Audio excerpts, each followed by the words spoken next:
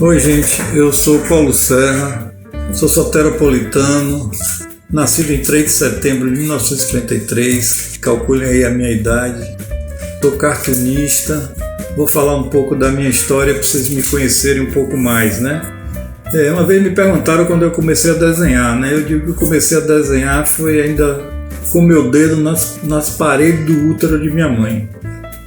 E aí não parei mais, né? Desenhava naturalmente, é uma coisa que veio comigo, a coisa do desenho. E na escola também eu desenhava na sala de aula, gostava muito também de contar piadas, de ouvir piadas. E no Colégio Antônio Vieira eu percebi que tinha um padre lá que fazia caricaturas, aquilo me chamou a atenção. Eu comecei também a fazer caricatura dos meus professores. E aí apareceu um jornalzinho no colégio, eu comecei a desenhar minhas piadas no jornalzinho, não sabia ainda o que era cartoon, o que era charge, nada disso, não conhecia muito bem, não era um leitor de história em quadrinho, tanto é que eu tive que estudar depois. E aí na hora de ver a profissão, né, eu estava na área de humanas, só tinha jornalismo e letras. Aí não era nada disso, eu sempre gostei de arte, né? Na minha rua mesmo, junto com Bel Borba, com Marco Aurélio, a gente começou a fazer gravuras em madeira, foi aí que eu iniciei também na arte.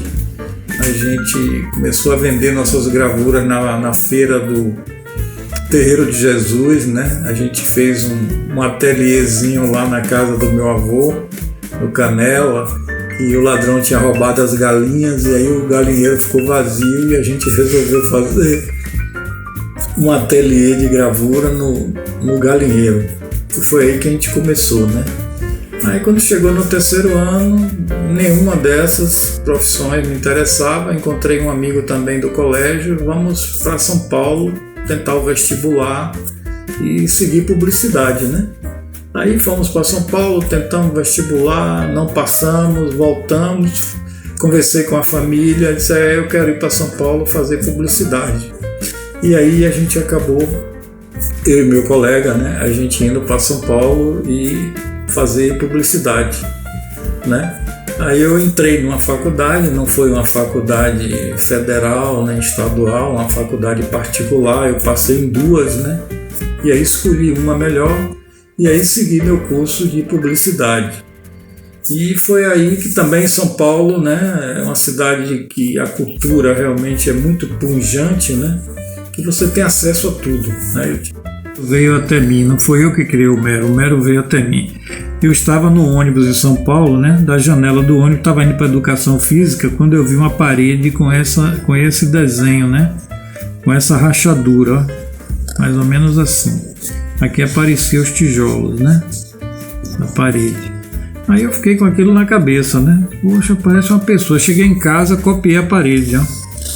Copiei a parede, né, mais ou menos, eu tinha visto já a figura do homem, ó. Aqui eu já fui vendo, né, ó, as pernas, o sapato, e aí, pô, ó, um boneco, né, vou criar um boneco aparecer, aí criei uma cabeça com 4 pontas, ó, fiz a cabeça, coloquei óculos para ficar, né, intelectualizado, um cidadão urbano, né, nariz e boca, né, e aí resolvi também, aqui eu puxei os braços, ó, coloquei as mãos, né?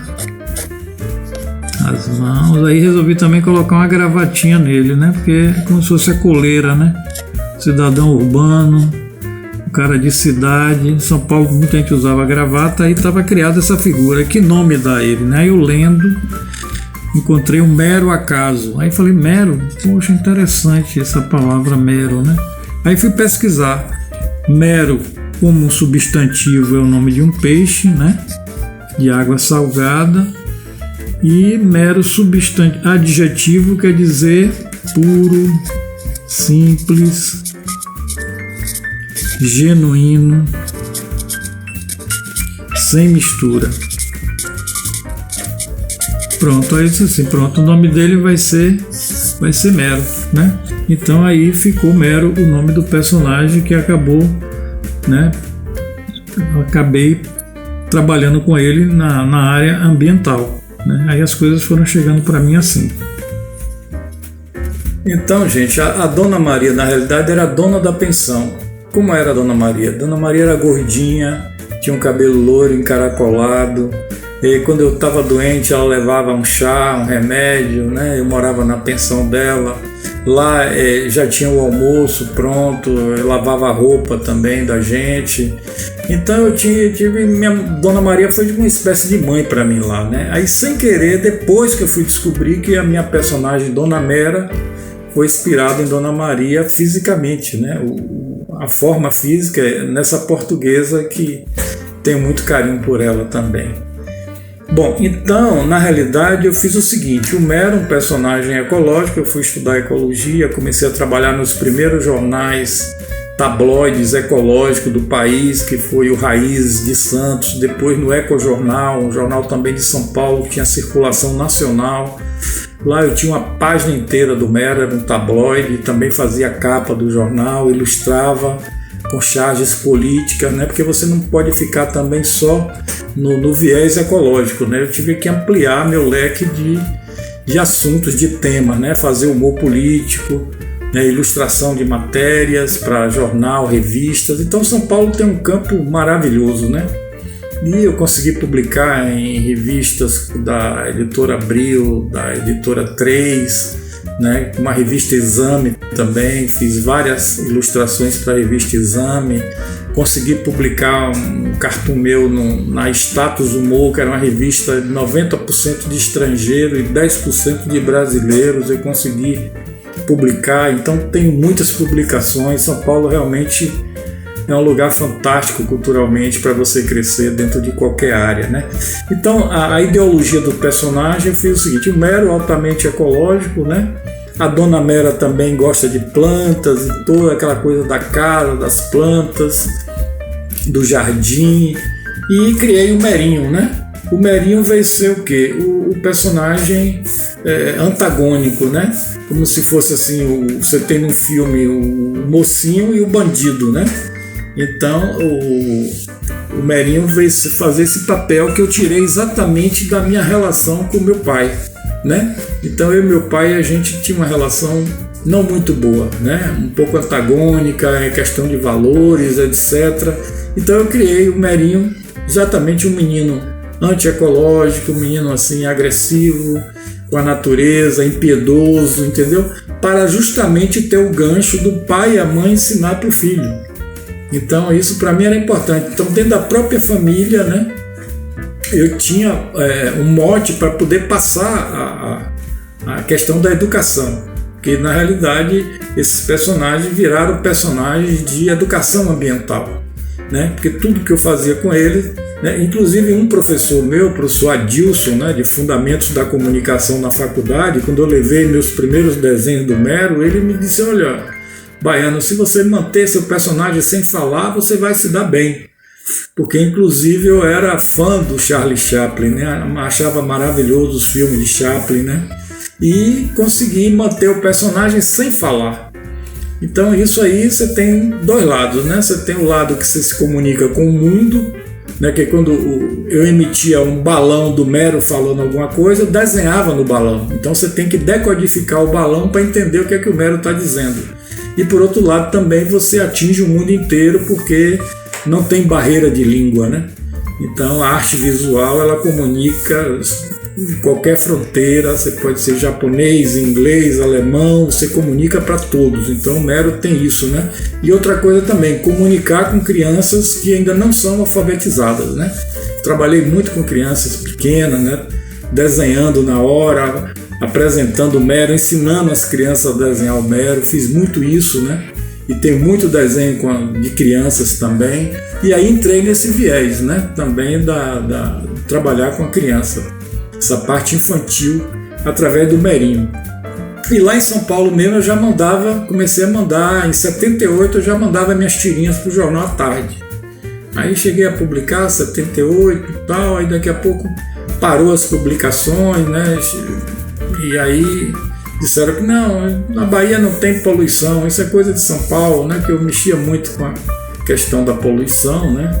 E Salvador, graças a Deus, o polo petroquímico né? E a Cidade Baixa já foi uma cidade industrial, mas foi há muito tempo atrás. E o polo é uma área totalmente distante do centro da cidade, né? Diferente de São Paulo, que as indústrias estão dentro da área da grande São Paulo, né? Dentro da cidade. Então é mais ou menos isso. E aí a partir daí eu voltei para Salvador, fui trabalhar com agência de publicidade, né? E aí foi que eu descobri o que eu realmente queria fazer, né? Dentro da publicidade eu fui para a área institucional, ou seja, não trabalhar com a propaganda comercial de vender coisas. Eu fui vender informações, vender educação, né? Que seria a prevenção. Aí trabalhei muito na área ambiental, na produção de cartilhas, de campanhas educativas, trabalhei muito na área de saúde, produzindo folhetos, cartilhas. Aí você entra, né? Criação de personagens, folders, ilustração de livros. Eu também parti para fazer exposições do Mero, né? Aqui em Salvador, nas escolas. Comecei a levar meu trabalho para as escolas. Quase 70% das escolas particulares de Salvador eu já levei o meu personagem, grandes escolas de Salvador, particulares, entendeu? Então, para o interior também, já levei o trabalho para o interior.